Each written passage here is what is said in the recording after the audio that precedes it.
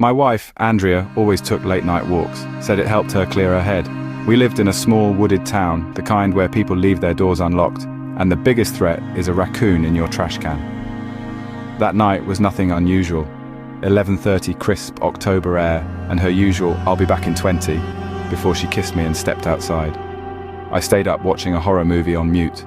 20 minutes passed, then 30, then 45. I called her. No answer. It wasn't like her to ignore my calls, especially at night. I threw on a jacket, grabbed a flashlight, and went out.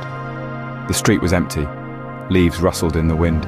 I walked the usual loop she took past the church, through the wooded trail and around the little park near the creek. Nothing. I came back home, heart pounding. Still no sign of her. I called the police around 1:30. They came, took a statement, and told me it was probably nothing, but I knew something was wrong. I could feel it in my bones. I didn't sleep that night. The couch became my command center, waiting, hoping. At 6:42, I heard the front door unlock. She walked in, same hoodie, same leggings, same soft voice saying, "Hey, you're up early."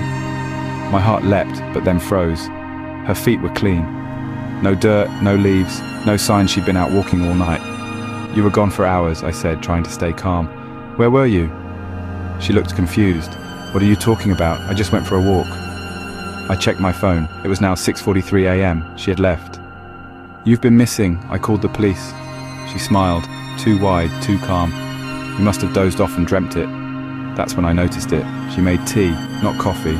Andrea hated tea, said it smelled like wet grass. But now she sipped it like it was her favorite thing in the world. "Why tea?" I asked. She looked at the cup as if she hadn't realized what she was drinking, then shrugged, trying something new. That whole day I watched her.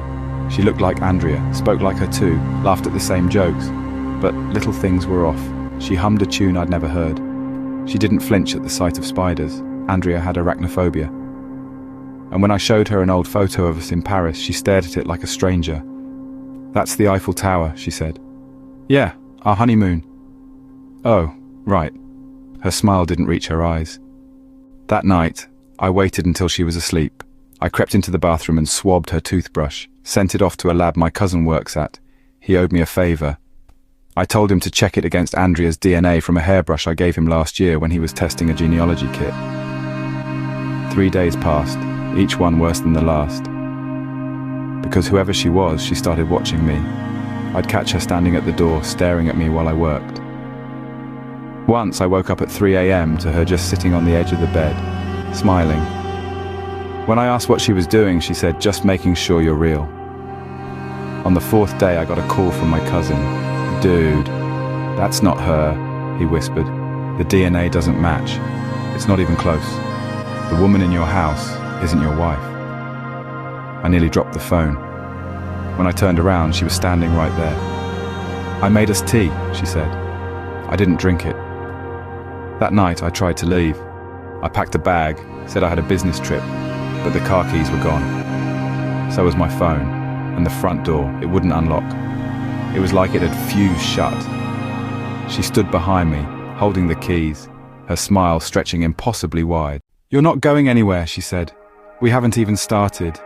And every night I hear my real wife whispering from the woods, "I'm still here. Don't let her make you forget me."